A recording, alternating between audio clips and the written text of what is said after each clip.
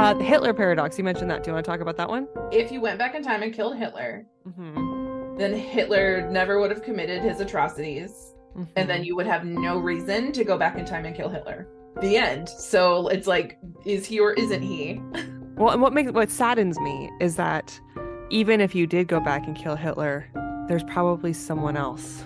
Yeah, that's like the super messed up part is that like sometimes like the theory that time will sort of correct itself, Mm-hmm. like it would make things happen regardless. So it just could have been some other horrible dictator, and maybe it happened 5 years later or something. Mm-hmm.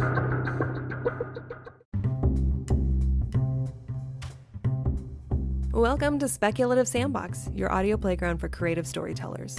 My name is Vicky Lawn, and each episode, I and a guest will unpack a fiction trope with an eye for character development and narrative structures. Make sure to look for Speculative Sandbox on Instagram, TikTok, and Twitter, where you can join the conversation. Leave comments or questions, or let us know what other tropes we should cover. When the real world just doesn't cut it, let's get lost in a fictional one.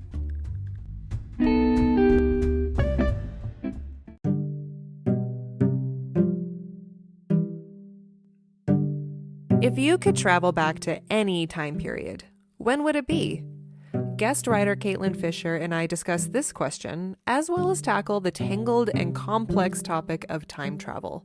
From the MCU's multiverse to the grandfather paradox, how can writers explore time travel in their work? And can we do our own time travel right now with our memories? Caitlin Fisher, thank you for joining me on Speculative Sandbox. I am so excited to have you here. Can you please introduce yourself and share some projects that you're working on with me and the listeners? Yes, absolutely. So, hello, I am Caitlin. I am an anti-capitalist creative and writing coach, um, which always gets a few eyebrows. Like, huh, interesting. Okay. And what that means is that I work with creatives and writers to like unpack the hustle culture and like internalized capitalism that leads to perfectionism and self-sabotage and like always like second guessing and trying to make everything like palatable for a larger market. I encourage people to just make weird stuff. That's awesome. Yeah, I can definitely speak to the hustle culture and like the anxiety that it creates. yeah. And even like as a coach who works on like anti-hustle and like recovery from burnout and stuff, like I'll still sort of catch myself like in the little hustle mode. Like it's a process. We're always learning. Gotcha. And what would you say is like your golden advice for people that are kind of going through, getting their book out there? Oh boy. I would say so I tend to work with beginner writers, and the thing that we work on most of all is that the first draft doesn't have to be good. That's a Like, good advice. yes, that's what we've been working on a lot lately. I have a cohort of writers going through a program that I run, and everybody's I think everybody's working on a first draft. And so there's a lot of like, oh, I'm just, I'm submitting what I have. Like, I'm sorry if it's not good. And like, it's always great. Hmm. I'm like, you can see like what you're trying to do here, and maybe you need to like hone in on like dialogue or something, or like, more paragraph breaks. But overall, I think people know how to tell stories and people are inherently creative.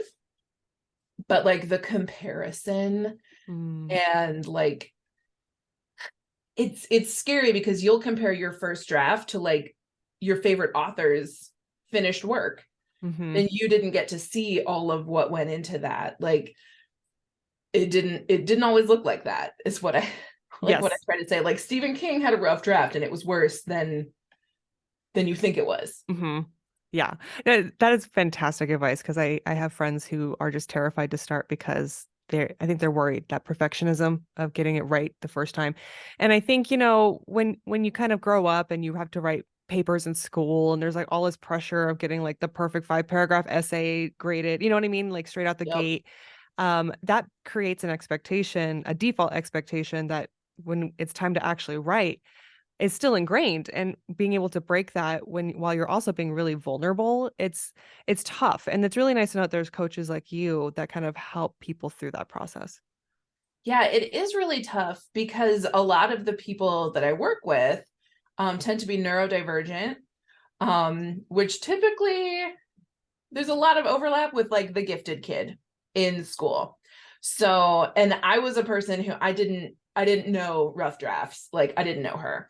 And like when I turned in a rough draft in school, it was basically the final draft. I just, wrote it in pen instead of typing it.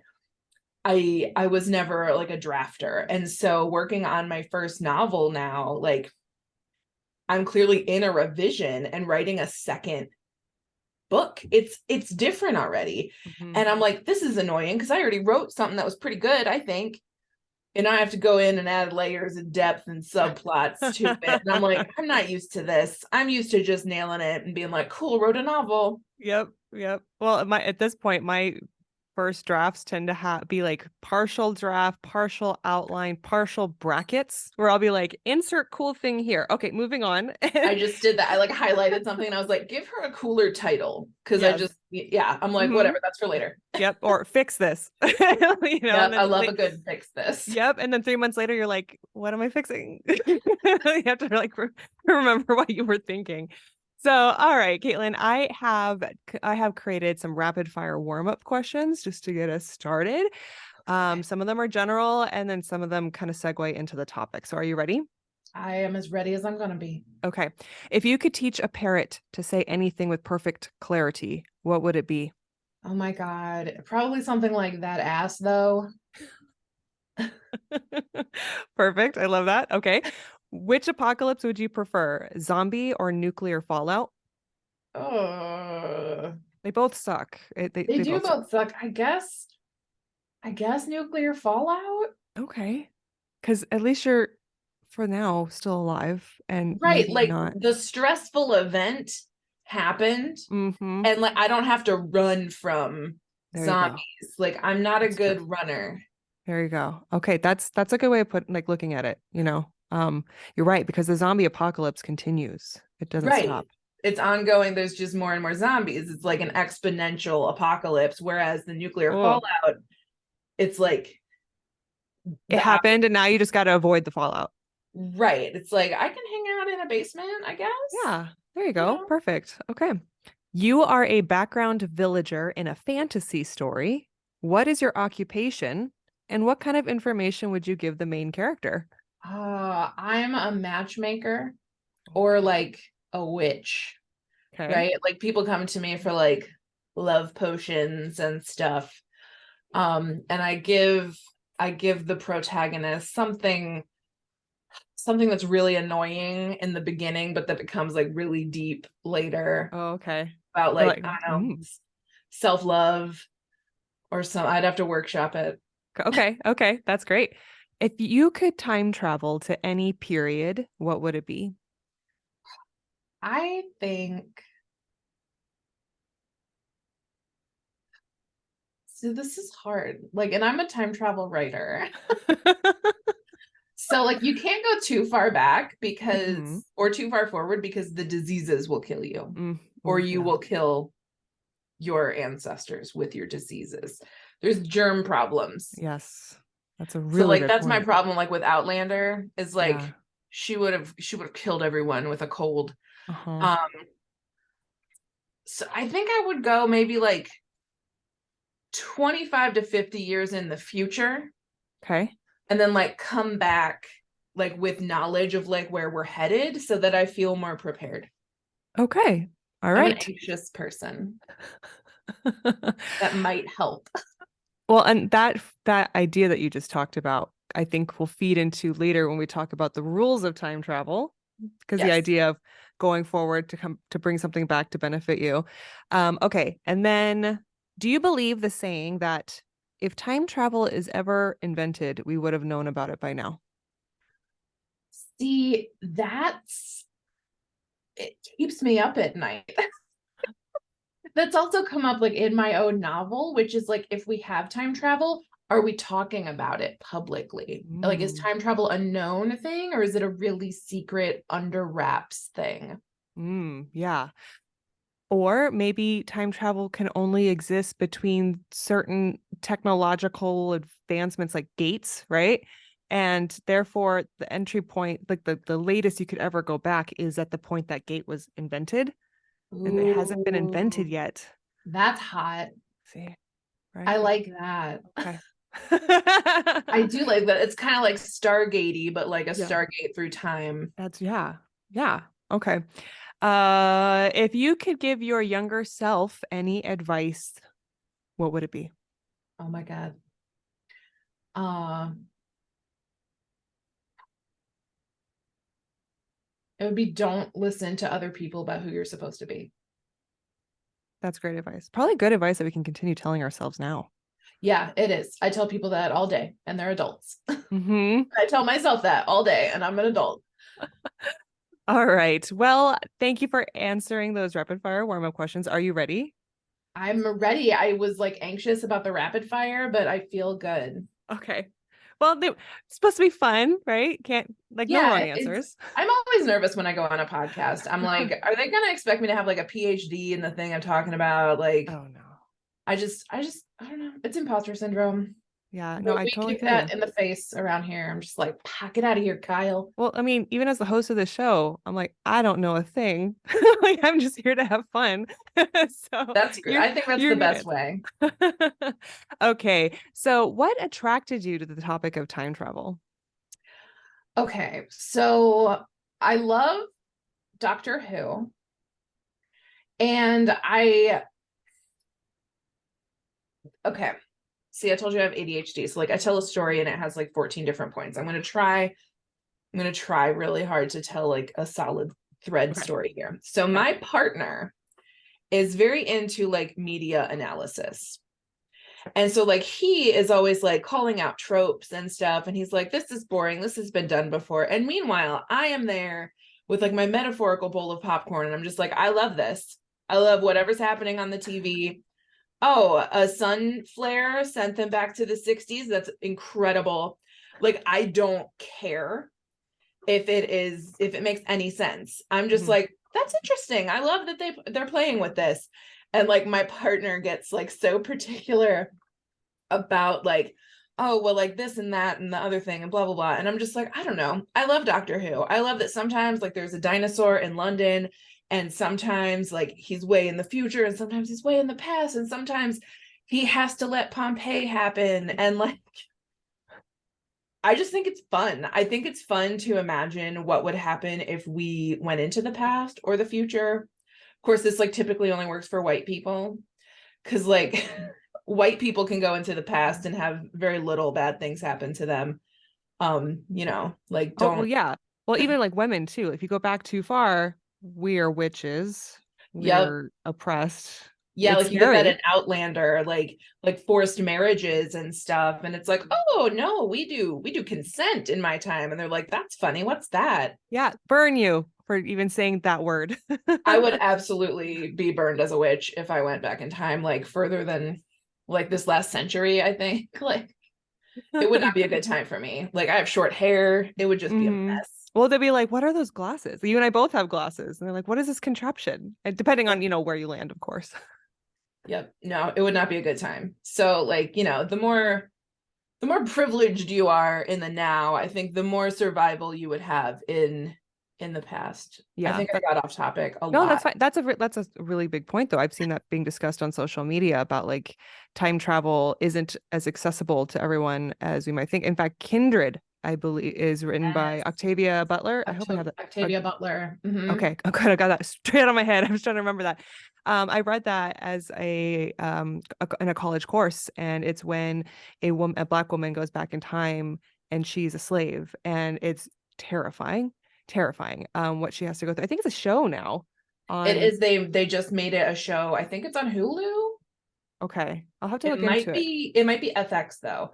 Okay. Um, but my friend like hopped into my DMs one day and was like, there's a Kindred show coming out, so I need you to read that book. So I read the book. I Mm-hmm. still haven't watched the show yet. But it was like I read it in one sitting, I think. It was just really compelling. And like the Mm-hmm. fact that it was tied in like to her ancestry. Yeah. So this woman who's being like pulled back in time is being pulled back anytime that like her great great great great whatever grandfather, who is a white man and a slave owner, Mm-hmm. is like fearing for his life, and she basically has to like save him so that she can end up being born.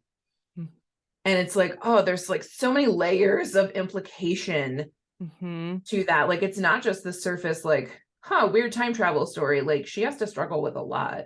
Yeah, it's a fantastic read, and it really opened my eyes to not every time travel experience is going to be like fun and adventurous. It's literally you're fighting for your life just for existing. So that gets us into the rules of time travel. And there's so many ways that time travel is explored. And I figure we can go back and forth and talk about what we've seen. One that I wanted to bring up was my favorite. It's from the book All Our Wrong Todays by Elon Musk. And the way that he explores time travel is at some point, and this actually ties into the almost a Stargate concept that I discussed earlier, where at some point in time, they created an energy source that gets its energy from the rotation of the Earth. So it's like clean energy, it powers everything. And so what they've decided to do to power the time travel machine is it has to follow the power signature of that Earth's rotation. Because if you travel back in time 10 years, Earth isn't where it was 10 years ago. So you're just going to show up in the black expanse of Ooh. space and die. So in this book, it's the idea of you're riding, it's almost like an invisible string that kind of gets carried through time. And anywhere you go has to be on that, signature of the power structure. I thought that was really fascinating. Of course, you couldn't do it until that machine was invented. So isn't that Yeah, cool? that's so cool. Mhm. Yeah. So did anyone think about Earth's location in the space? Isn't that crazy? No. Yeah, like are you familiar with Doctor Who? I am familiar. I have watched maybe one episode. I have not Okay. seen it All enough right. So to like a be. lot of my examples are going to be Doctor Who just because it's timey-wimey. Okay. Um, and there's one scenario where like the doctor travels like to where Earth should be, but Earth has been taken, like physically moved from our galaxy somewhere else. And so like the TARDIS, which is his time travel device, just like opens out into like black space. And he's like, did I do it wrong? And like he checks his directions, his GPS and everything. And he's like, no, like Earth should be here. I am at the location I should be, but Earth is missing. And Mm, so that made me think of what you were talking about. Like you have to be in like the correct position in space as well as time. yes.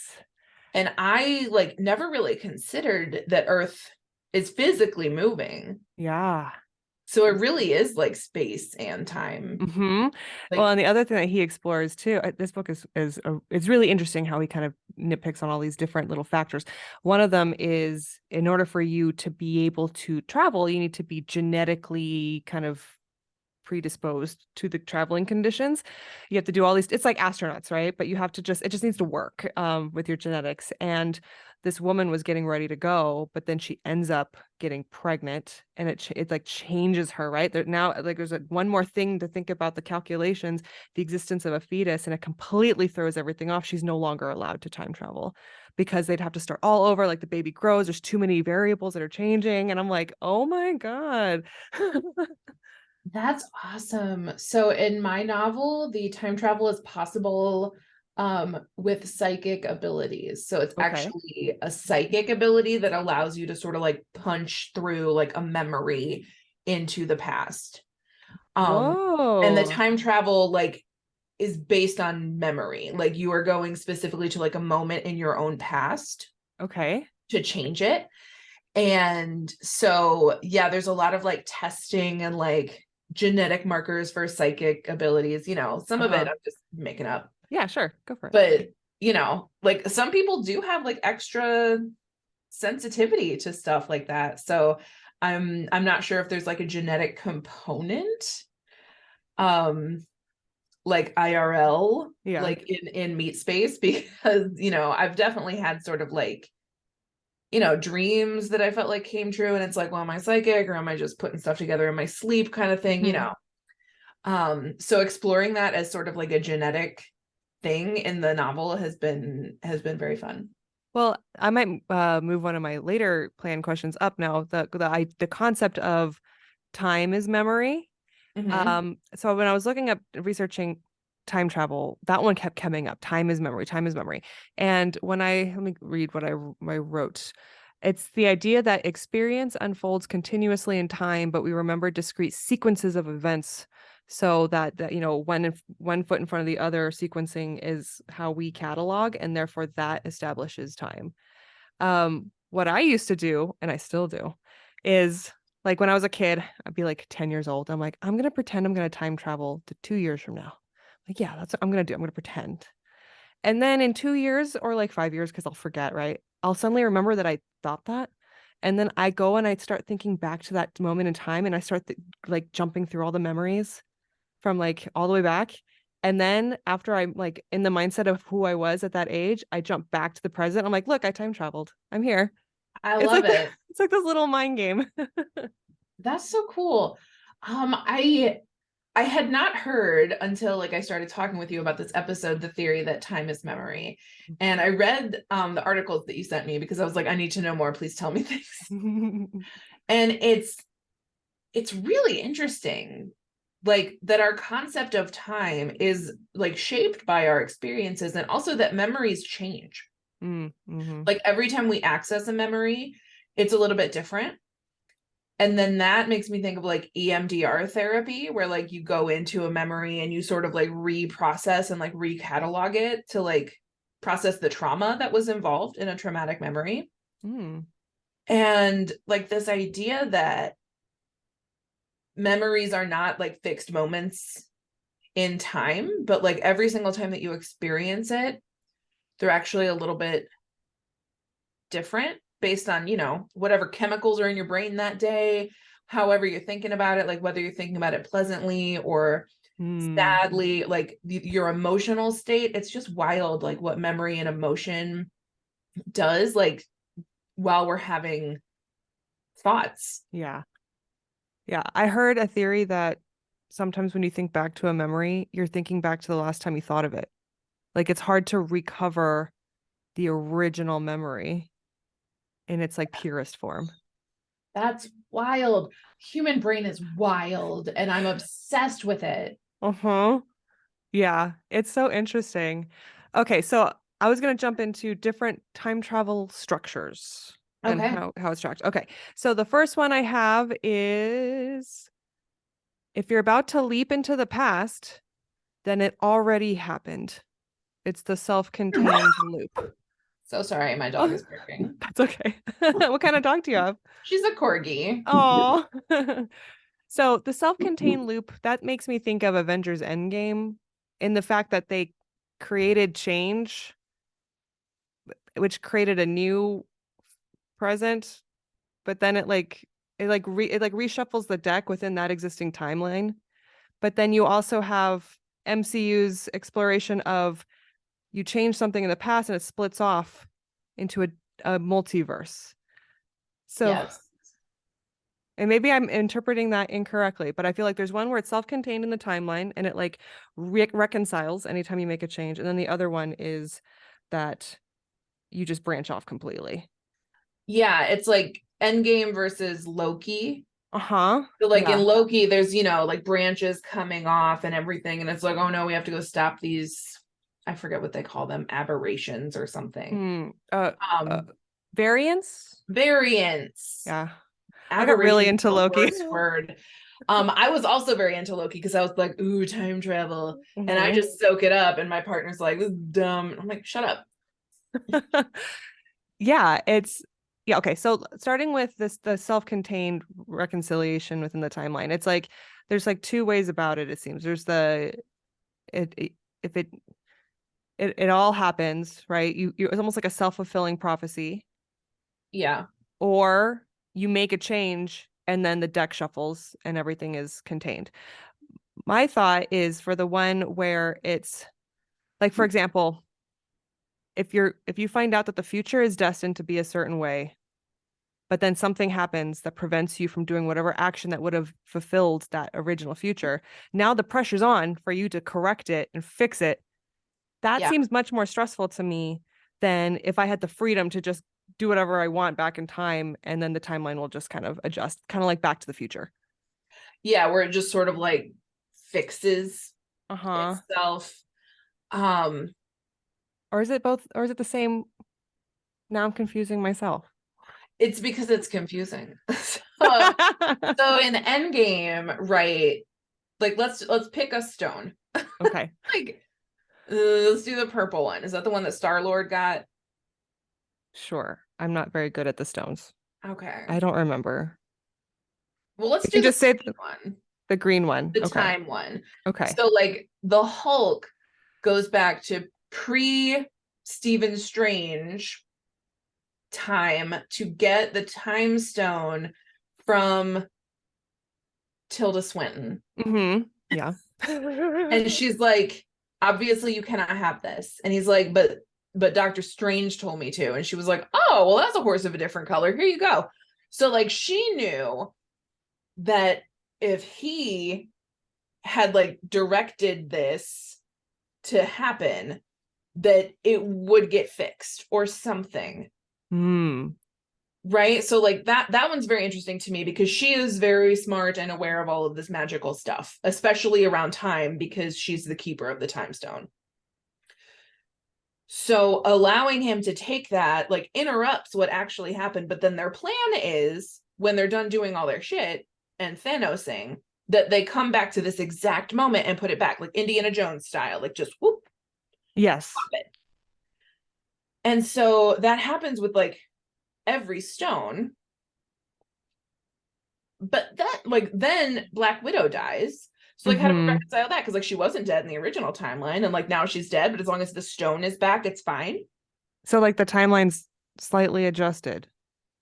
It's Like the outcome is different. You know, uh-huh. Thanos lost this time, but the Yes. stones are back. So like which parts of time had to be, and it's because if the stones weren't in those places for Thanos to get them, then they never would have made this plan to have to go back and get them to beat Thanos. It's it's just a big ball of confusion. So, but to me, that's a very proactive time travel approach, right? So we have to do these things to fix it. And we're using time travel to fix it. Versus, oh my God, Caitlin, we have to time travel to make this work. I've just been informed that actually the the timeline insists that we go back and that's the only way forward. Like there's no way forward. The only way Yeah, forward is backward. Rather than it being like a innovative solution, like, hey, we're gonna use time travel. Does that make sense? Like the it differences with this? does. It does. And I think that that is what happened, right? Because Doctor Strange was like, okay, there's one scenario where we win. And they're like, great, what is it? And he's like, oh, I died. Um, and obviously, you know, he's the time guy. So we can assume there's some time involved. And then, Mm. you know, we cut to Tony Stark being like, nah, time travel is impossible. And then out of nowhere, he's like, JK, I figured it out. So I think that like that one way for them to win was always going to involve time travel. What happens if we mess up? I Like don't know, we everybody's just dead. Everybody dies. nothing changes, I guess, than the like, yeah, because you violated the time expectation. If Yeah, that it was what your goal was and destiny was, then you failed. And now my brain hurts. yeah. Okay, so Do you read Stephen King? I have read some of his stuff. Okay, so he has a time travel book. It's called 11/22/63. Love that one. Yes. Hmm. And he describes the past as obdurate, Okay. which I listened to the audiobook, and once you've heard the word obdurate like 17 times, you're like, you need a new word, my guy. But what that means is like anytime that the main character like was going to change something that would have affected history, like time like resisted it, like tried to get in his way. Like he I went to loved that. go, So good. it was really, really well done. Like, you know, so he's going to like stop somebody from doing something, and like, oh, all of a sudden there's a car cuts him off and the guy gets away. Like time wants to move forward as it already has. Hmm. So in that Hmm. sense, like changing the timeline takes great, great effort. Whereas in Loki, you can just like pop around and be like, whoop, I messed stuff up everywhere. It's so easy. Yep. I loved that about Stephen King, because it was such a living, breathing character of the Mhm. time itself.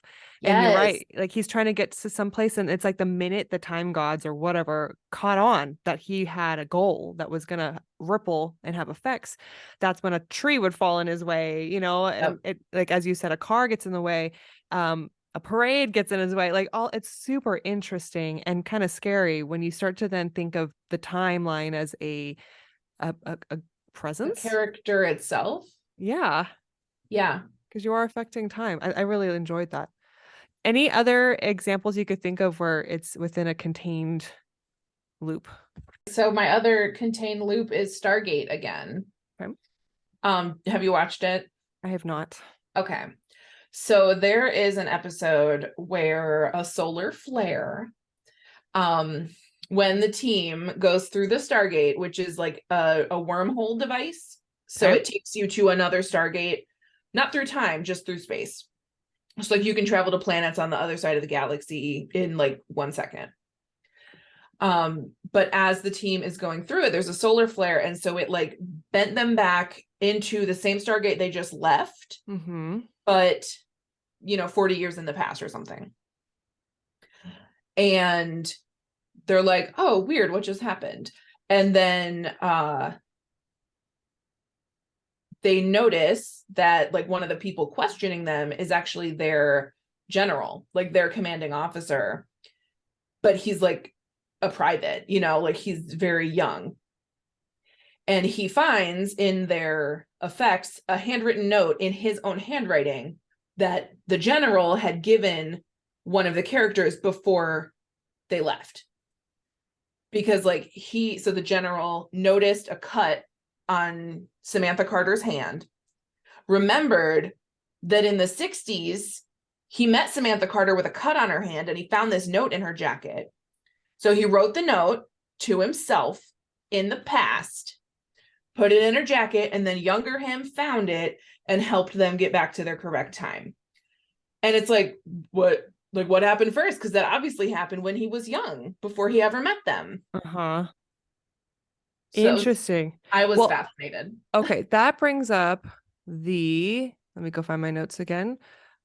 There's a paradox that talks about that. It's called the bootstrap paradox. When an object, person, or piece of information is sent back in time, results in an infinite loop where the object has no discernible origin and exists without ever being created. Does Yeah, that relate? I Okay. think so. Because if he didn't receive, it's like the idea if he didn't receive or drop off the paper, then for her to have received to then get back and like, where does it start? I guess. Right. Like if that paper wasn't there, he wouldn't have helped them in the 60s. And so they never would have got back to like their regular time. The Stargate may never have been discovered, or they would never have been part of the program. Mm-hmm. Yes. Interesting. Very. Okay.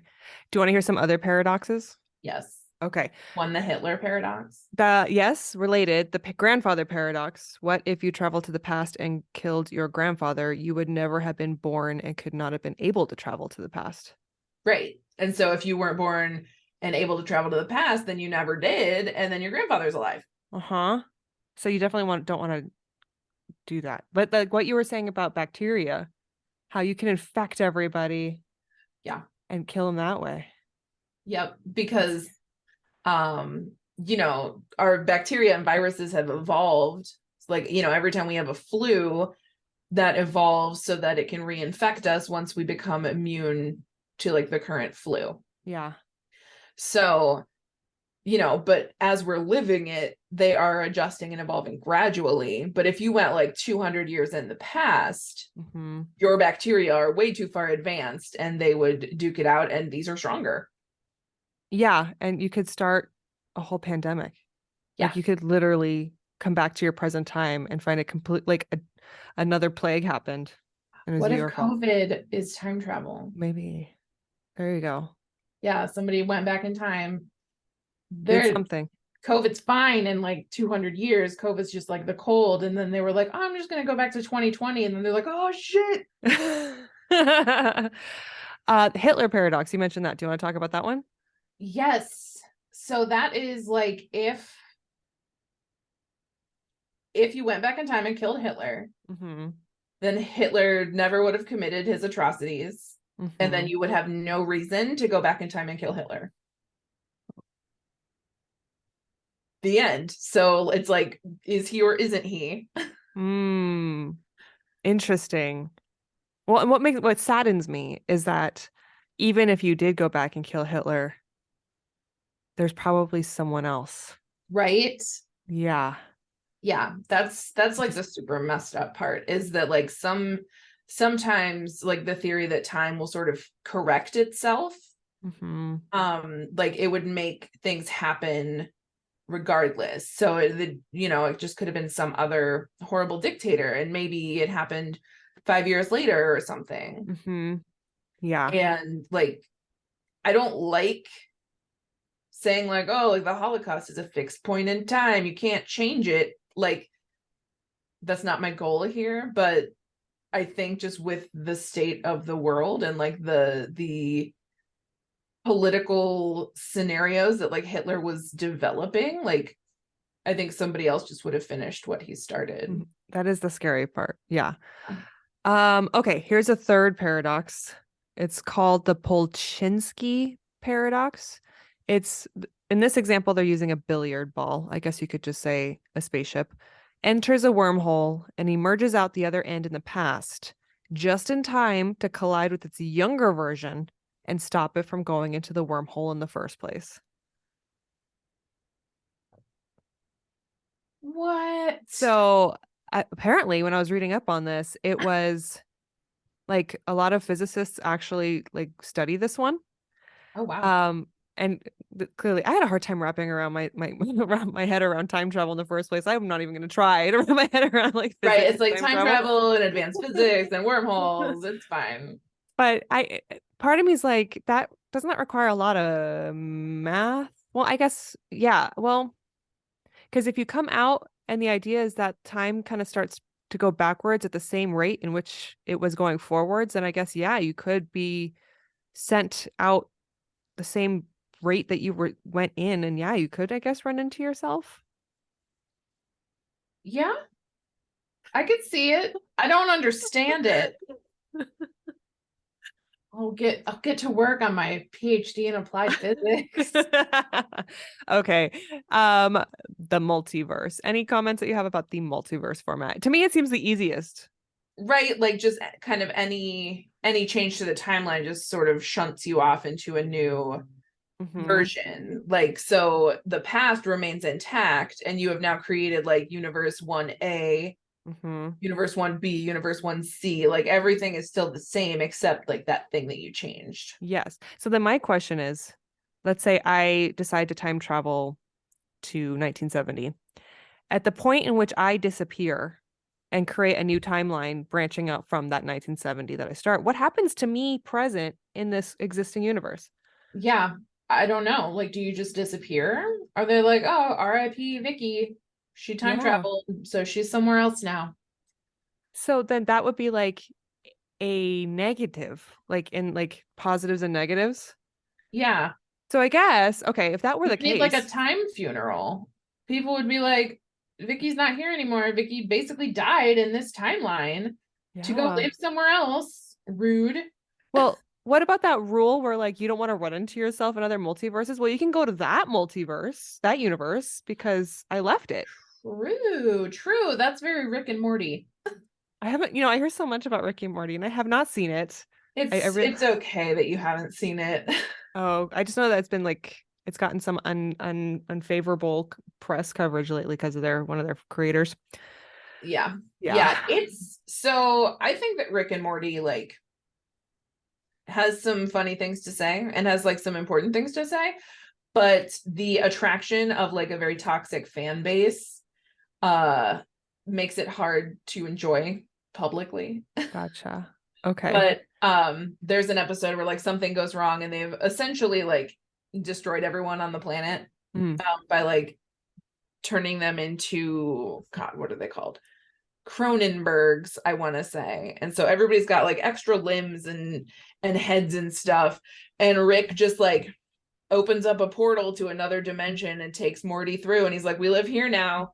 because ourselves in this universe just blew themselves up in the garage with an experiment gone wrong. And so he just like leaves the universe like behind and is like, cool, we're here now. We live here now. And they just sort of take the place of them that died. Interesting. Yes, there's a lot of multiverse in Rick and Morty. It seems like if there was a multiverse and you had access to said multiverse, you would care very little about consequences. Yeah, I think that that's fair. I think that people who could travel between multiverses would like lose touch with humanity. Mm-hmm. Because like to them it's like, well, whatever, like there's infinite of you, like it doesn't matter. Yes. It's like a sim game where you just, Yeah, like each universe you're experimenting and trying something out. Yeah. I don't love Okay. it. That one feels like it could go toxic really fast. Yeah. Well, I also think that the multiverse concept itself feels very ego-based because like what hinges on your personal decision. Like if you just take a snapshot in time of one family even and any little thing that they could have done differently like when they made a choice, does that mean now you got 20 different multiverses that just sprouted from that little moment? Yeah, that's possible too. There's a Rick and Morty thing about that as well. Oh, Like is there? Rick gives his daughter this pair of goggles that like lets you see your life in different universes. Um, and so Beth, his daughter, is like cycling through and she's like, oh, I'm a doctor, like I'm this, I'm that. And then Jerry, who's her husband, takes them and like he's an actor in one universe and blah blah blah. And then their daughter takes them and puts them on, and she has trouble like finding one. And it's because in those universes they had an abortion. Oh, okay. So that gives you so much more also because they're effectively like living their best lives in the universe where they didn't have kids. Okay. So Gotcha. that causes a whole bunch of like, screw this. She like goes, she starts like packing a backpack. She's like, I'm going to the Southwest and I'm going to do something with turquoise. Like, she's like, I'm out of here. You don't love me. Um, and yeah, Wow. it's it's so annoying because the show gets so deep on stuff, and then you just have a bunch of toxic dude bros being like, Rick's awesome, when it's like canonical that Rick is a terrible person. Interesting. Well, that got me thinking then about Everything Everywhere All at Once. I haven't That seen that yet. it's okay. So I watched it, and again, I'm not very, I don't know things. So the best I could do is just wrap my head around like what I believe it's about. And I didn't do a whole lot of study before this episode. But from what I'm remembering, it's about, it's pondering the purpose of life, especially when you see all the different iterations of who you are and could be across all the universes, all the realms of possibility, and what does the meaning of life ultimately mean. And I believe it comes down to, I'm going to look this up. I'm going to have to edit this portion because I need to go everything, everywhere, all at once philosophy, because it's about the bagel or the googly eye, which is, it's, I believe it's like the idea of nihilism, like everything is overwhelming and nothing matters, right? It's pointless, it's devoid of all meaning. And I believe that is what the bagel represents, like the outer part. And then the inner part is the googly eye, and the googly eye represents existentialism, the human pursuit to create meaning for themselves. So I thought that was a really interesting way of kind of, using a multiverse to like when you become so over inundated with all these possibilities and you ask yourself like, what is the point of all this stuff? Well, the point is like whatever you make out of your own life. I wasn't able to become the movie star in this world. I'm a failure in this other world. I'm just working at a laundromat with my husband that I'm annoyed with, and trying to find inner purpose. Well, you're not going to get it from the universe. You need to find meaning within. That's fantastic, and I have to go watch it. It's good. I It's probably on my butchered list, it. and this is like the second time in 2 days that somebody's mentioned it to me. I mean, Yeah, it it's makes good. sense that you're mentioning it on our time travel multiverse Yeah. podcast, but Yeah, I just probably did a terrible job describing it, so definitely go check it out.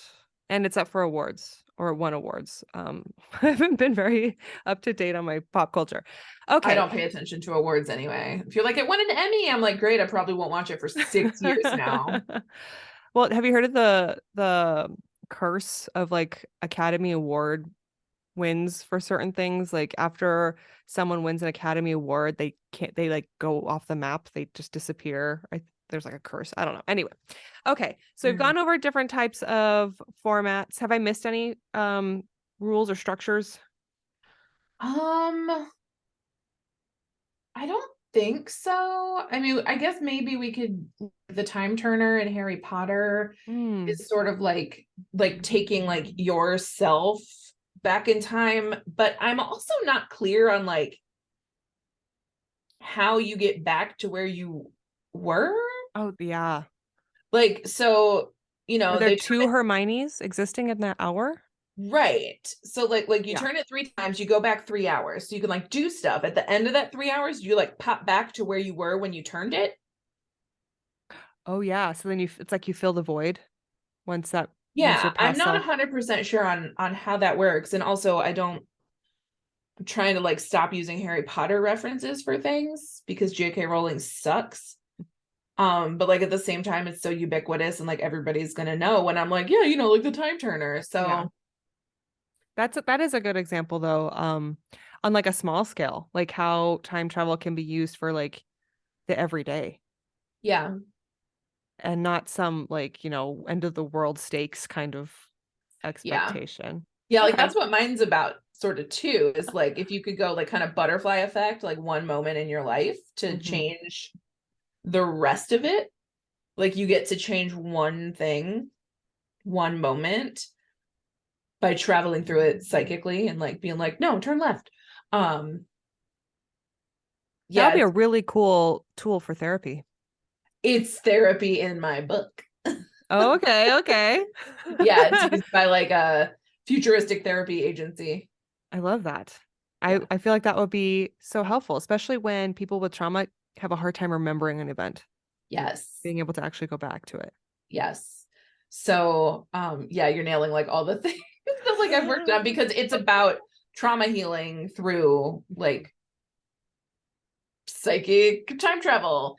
And there's like virtual reality components where you can sort of like imagine like the scene as it would have happened differently. And there's, like all these layers like you have to go through, like paradox interviews and stuff and like timeline interviews to make sure that like you won't be affecting something that ripples too big. And so Mm. it's very like it's almost mundane because it's just like, oh yeah, well no, you're going to go back and you're going to come home from work 2 hours early that day and like stop your dog from eating that bag of chocolate or whatever. Like you can use it for small things, you can use it for traumas. But one of the things I came up against when I was like doing it for trauma work was if you go back and like change something that traumatized you in childhood, there are so many like neural pathways that have shaped your entire life that like you could have a completely different life, like be a completely different person, like without that thing happening. And also like where can you isolate it? So like if you just sort of like lived a traumatic childhood, it's not like your trauma happened at age 7 and it was one moment. So that's the challenge in using the technology in like in this setting in my novel to work with trauma. Like it has to be something that's like one singular event. Okay. And so like that's where the trouble is, but that's also why like the therapy part is there. And there's like the VRs, like you can go explore as many things as you want and get healing without the time travel part, which is sort of like what their end game ends up being is they're like, let's quit fucking with time. Mm. Um, but there's room for a sequel. It And sounds they'll come awesome. back and it'll be bigger and badder and they'll have to blow up the world or something. There you go. There you go. But I think that speaks to a lot of people. And I really love how I feel like this current generation has been doing a lot of trauma healing in their art. Even from like, Disney with Encanto and turning red are all Mhm. dealing with family traumas and intergenerational trauma. And my book that's currently on submission talks about mother-daughter trauma, so it's nice that we can all kind of come out and kind of share that. So why do you think time travel resonates so much with readers and viewers? I think because it allows you to imagine like so much more. Like if you read fantasy about princes and princesses and knights and dragons and stuff, you're like, okay, yeah, like what would I do if I lived there? Or, would I be a knight or would I be a blacksmith or whatever? But like with time travel, it's not just like, what would I do if I went through a fairy ring in Scotland and ended up in the 18th century? It's like, how could I use that time travel to change my life, to change history? Like there's a lot of imagination that can come from it. And I think that really appeals to people. Mm-hmm. And also the idea that like we matter, like in this time and space right now, we matter, we are inevitable, is really powerful for me, at least, to be like, no, like I do matter right here. Like it doesn't matter what my multiverse Caitlin is doing. Like, am I happy? Yeah. Like I hope they're happy too, but am I happy right here? Like I don't want to compare myself. And I'd be like, What oh, if that one's a lawyer. Like, that sounds tiring. I'm Well, happy. and if the solution to like unhappiness is to go back and fix it, could we apply that to us now? And like Mm-hmm. right now, I'm like, okay, I foresee in the future that this thing could happen and be bad. What can I do now to prevent it or fix it? And what's funny is that I saw this too. Someone else brought this up online somewhere where they're like, we tend to think so low of our ability to create change in the now. But yet, when we talk about time travel movies and going back, the butterfly effect Mm-hmm. shows that We're we worried can be about changing very, one tiny thing. yeah, that we're actually a little more powerful than we think. So applying that philosophy to our actions today would then therefore have a really big effect in our future path, I guess. Yeah. So, like a lot of my coaching work, like whether it's with clients or like people working on their business or something, is like I will say, like, let's time travel. Like, let's think 6 months in the future. Let's think a year in the future. Like, what does that version of you know? And then how can you take action on that now?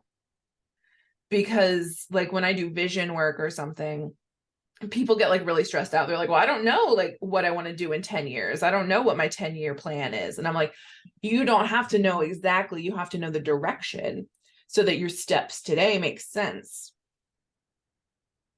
Like 10 years are going to pass. They can pass on purpose, or you can just Mm-hmm. get 10 years older. And so in a way, I guess life coaching is time travel. Yeah, that's really great advice. I used to tell my friends in the past, like when we were in college, and it seemed like we had like all these projects going on, and I was like, well, like, if you're going to go to grad school, if you're going to go to this, if you're going to go to that, and everyone goes, God, but it's 4 years. And I'm like, well, that time's going to pass whether you do it or not. So you might as well do it. And that's Yeah. usually always my advice when someone says, should I do this? It takes time. I'm like, well, you might as well. The time's going to go. Yeah. If your only hold up is how much time it takes, Mm-hmm. you may as well, because like the time's gonna pass. Yep. Yeah, Yep. but like we get so hung up on like, oh, I need to do this by the time I'm 30 and stuff like that. Like, no, Yeah. like who cares? You can start at any time. Mm-hmm. Like maybe you can't be an Olympic gymnast because you haven't been training since you were 2.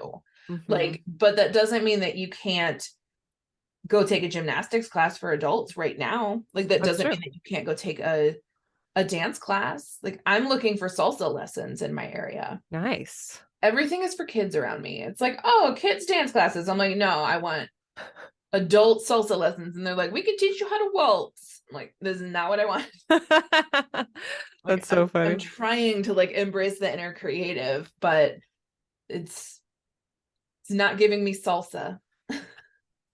So you have great advice for how writers can manage their time and look at time and set their goals. Do you have advice for writers who want to write about time travel? Yes, I do. And that advice is do not get stuck in the weeds of explaining all of the technical ways that your time travel works. Like we just did this whole hour? It's fine. I mean, like, you don't have to like explain the theoretical physics behind it, like, unless that's part of it. Like in Stargate, part of that is that it's like a scientific discovery. And so you have like astrophysicists in here like explaining, oh, well, we do blah, blah, blah, blah. And this is how fast we can travel. And this is how far away the galaxies are. Like, but that's like part of the storytelling. And you can obviously like talk about it in the storytelling, but you know, in my first draft, I'm like, well, we have the paradox department, and in that department, we go through and blah, blah, blah. And it's like, sometimes the reader doesn't care about all of the details that you've thought about. Yeah. So, and also it can be a big distraction to writing. If you're like, oh, well, how exactly does it work? Because I need to make sure that if somebody's looking for plot holes, they can't find any. And my advice to that is just love it so hard that it does not matter. Yes, that's really great advice. And the over explaining thing, that was one of the most remarkable things I learned. I had an editor who was essentially my writing coach a couple years back. I learned that you don't need so much to get your reader's imagination going. Yes. A big mistake is when you start to over explain every single thing because you think they need that assistance and actually they don't. Yeah, that was a big part for me too. I'm working with a writing coach right now, and they've been able to like highlight some stuff and be like, this is a little info dumpy. Like, we don't need to go like so deep here. And I'm like, oh, okay. So it's kind of like going back to like show, don't tell. Yeah. Like, and I'm also working in some sort of like flashbacks to the invention of the technology. Okay. So you can like see it play out, like why these rules are in place in like the present time of the novel, because of the absolute chaotic drama that happened like when it was invented, and like the person who like accidentally jumped through time like working on like memory work was like, oh crap, I totally like imploded everything, so we need some rules. Yeah. Well, So and I that don't helps. Foreshadows, right? yeah, yes, it's Yeah. tasty, so Yes. good. Well, and yeah, finding that balance between what is good info dumping, I guess you can say, or too much. But that's the beauty of the first draft, right? Because you're Yes. telling yourself everything. So expect to make those mistakes and then you clean it up in the subsequent drafts. Yep, my first draft did not have psychics. Oh, Yeah, it just kind of like was a thing that see, there worked, you and go. I'm like, but how would it have come about? And I was like, you know what, we're gonna put some psychics in it. There you go. I love I that. think it's better now. Good for you. I bet it is. Okay, what draft? How do you number your drafts? I'm calling this one like version 2. Okay. That's kind of similar it sounds like similar to how I number mine too. Yeah. All right. Any last remarks about time travel? Anything you want to share? Just that it's awesome, and you can be so imaginative, and like whether you want to travel forward in time or backward, like just have fun with it. Like, use it as a creative outlet rather than trying to make it a scientific like explanation of the technology. Like, and don't get lost in the weeds, just have fun with it. And how can our listeners find you? You can find me on Instagram at Caitlin Liz Fisher. And that's probably the best way to get a hold of me. Like, I'm on Facebook as well. I'm Caitlin Fisher there. And I also have a podcast called the Neurodivergent Creative Podcast. Are you taking on more clients? I sure am. I have 3 ways that I work with people. There's one-on-one work, which is like the most in-depth, and we meet once a week and like go through goals and stuff. And that's typically like writers or business owners who want to work with me. And then I have a book incubator program called Working Title. And that's a 12-month program to write your first draft. That will reopen for enrollment, I want to say like in the spring. And then I have a monthly membership that's only $47 a month, which is honestly pretty dope. And that's called the Creatives Rebellion. And we just sort of are immersed in like unlearning hustle culture and productivity culture. And we just have fun and make weird stuff. Awesome. Well, thank you, Caitlin, so much for joining me. It's been so much fun. Yes, this has been a pleasure. Thank you for having me on. Speculative Sandbox is a volunteer-run podcast that relies on the collaboration of fellow creators like you. Join the conversation and participate in fun polls and questionnaires on TikTok, Instagram, and Twitter. Interested in being in a future episode? Our DMs are open, or you can email speculativesandbox@gmail.com.